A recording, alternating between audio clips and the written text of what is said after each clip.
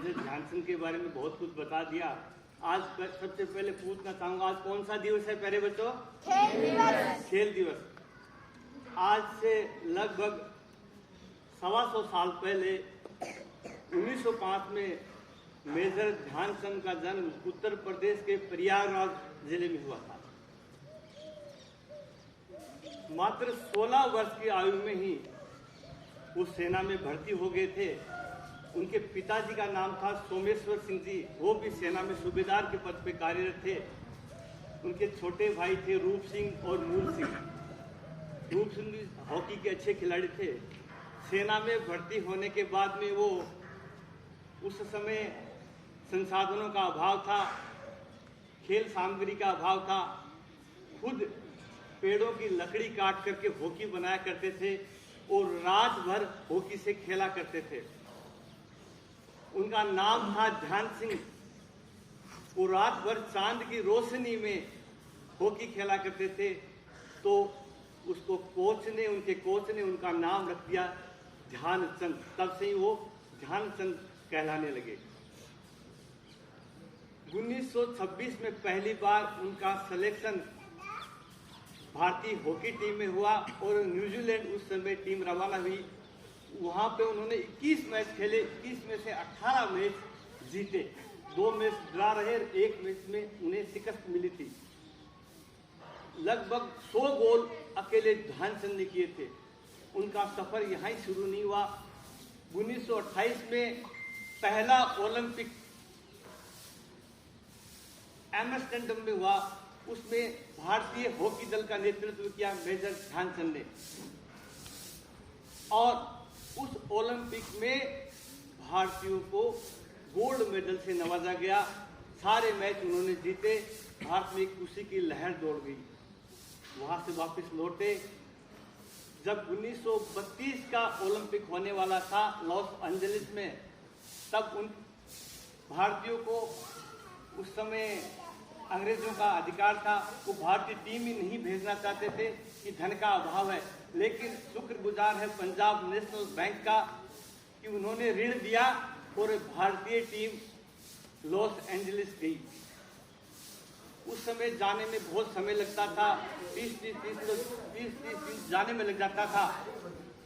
बड़ी मशक्कत के बाद वहां पहुंचे और उन्होंने हॉकी खेलना शुरू किया। सारे मैच जीते गए। फाइनल मैच था, उसमें ऐसा हुआ कि मेजर ध्यानचंद बीमार थे, आधी टीम बीमार थी, लेकिन कोच ने बोला कि आप कल का मैच नहीं खेल पाओगे। तो उन्होंने कहा कि एक सेना में सिपाही का कर्तव्य होता है कि अगर वो युद्ध के समय काम नहीं आए तो किसी काम का नहीं है। तो उन्होंने स्वीकार किया और मैच खेला और हॉलैंड को 3-0 से शिकस्त दी और भारत फिर विजेता बना। फिर वापिस आए। 1936 का ओलंपिक खेला गया था बर्लिन में। उस समय भारतीय टीम रवाना हुई और ओलंपिक से पहले ये होता है कि हर टीम अभ्यास मैच खेलती है। अभ्यास मैच में जर्मनी की टीम ने भारत को हरा दिया, तो ध्यानचंद और उसके साथियों ने रात को खाना भी नहीं खाया था।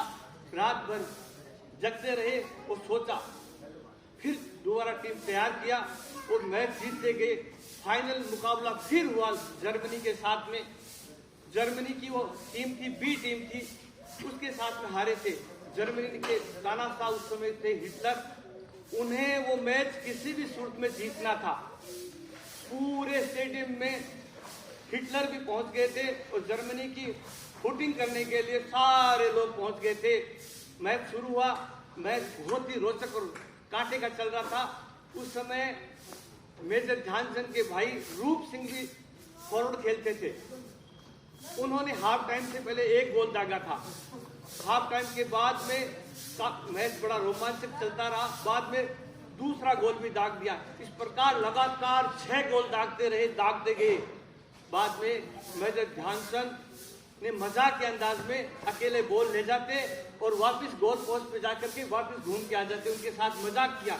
10-12 बॉल अकेले गोल पोस्ट पे लेकर वापस आ गए। अंततः 8-1 से शिकस्त दी। वो दिन बहुत स्वर्णिम अक्षरों में लिखा गया था। वहां उस समय जर्मनी के तानाशाह हिटलर मौजूद थे। उन्होंने कहा था मेजर ध्यानचंद से कि आप हमारी सेना में आ जाओ। उससे पहले एक प्रश्न और किया, इसके अलावा आप क्या काम करते हो? तो उन्होंने बोला मैं सेना में लांस नायक हूँ। तो उन्होंने बोला कि मैं आपको मेरी सेना में फील्ड मार्शल बना दूंगा, आप आ जाओ। तब उन्होंने कहा था जननी जन्मभूमि सर्वगादपि ग्रसी, ये जन्मभूमि भारत मेरे लिए स्वर्ग से भी महान है, मैं भारत माता का कभी साथ नहीं छोड़ूंगा। ऐसे थे हमारे महान ध्यानचंद, आज जिसकी हम कल्पना ही नहीं कर सकते। ऐसे भी खिलाड़ी होते हैं क्या? आज तनिक स्वार्थ के लिए कोई आईपीएल खेल रहा नहीं खेलता है, तुरंत कहीं कहीं चले जाते हैं, लेकिन वो इंसान ऐसे थे जिन्होंने भारत भूमि के लिए हमेशा अपना बलिदान किया। 1926 से लेकर 1949 के बीच खेलते रहे, लगभग 570 गोल दागे उन्होंने, और लगभग दूसरे मैचों को मिलाकर के 1000 गोल दागे उन्होंने। 1956 ये तो रही उनकी कहानी। 1956 में भारत के तृतीय सर्वोच्च सम्मान पद्म भूषण से भी उन्हें नवाजा गया था। 1989 में उनकी मृत्यु राष्ट्रीय आयुर्विज्ञान संस्थान नई दिल्ली में हो गई थी। आज तक ऐसा खिलाड़ी हुआ नहीं, न भूतो न भविष्यति, ऐसा खिलाड़ी भारत में कभी जन्म नहीं लिया। उसके जन्म दिवस को खेल दिवस के रूप में अपनाकर हम गौरवान्वित महसूस करते हैं। हम ही बच्चों उनसे सीख लेने चाहिए। वो हमेशा कहते थे कि देश का कर्तव्य नहीं कि हमें आगे बढ़ाए, हमारा कर्तव्य है देश को आगे बढ़ाए। ऐसी उनकी मूल भावना थी। वो हमेशा देश के लिए काम किया।